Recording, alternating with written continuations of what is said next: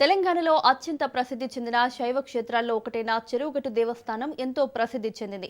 పరశురాముడు ప్రాయశ్చిత్తం కోసం 108 శివలింగాలను ప్రతిష్ఠించగా అందులో ఆఖరి లింగాన్నే ఈ చెరువుగట్టు దేవస్థానంలో ప్రతిష్ఠించారనే పురాణాలు చెబుతున్నాయి. ప్రతి ఏటా ఫిబ్రవరి నెలలో జరిగే చెరువుగట్టు బ్రహ్మోత్సవాలు అత్యంత వైభవంగా జరుగుతాయి.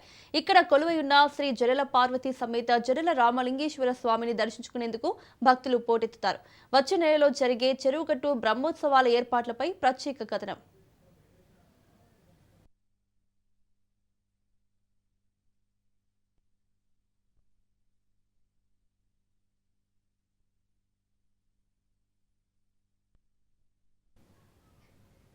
నల్గొండ జిల్లా నార్కట్పల్లి మండలం చెరువుగట్టు గ్రామంలోని ఘనంగా రామలింగేశ్వర స్వామి బ్రహ్మోత్సవాలు జరుగుతున్నాయి. నేటి నుంచి 30 వరకు వార్షిక బ్రహ్మోత్సవాలు జరగనున్నాయి. నల్గొండలో నగరోత్సవంతో మొదలై ఆదివారం తెల్లవారుజామున స్వామివారి కళ్యాణం జరుగుతుంది.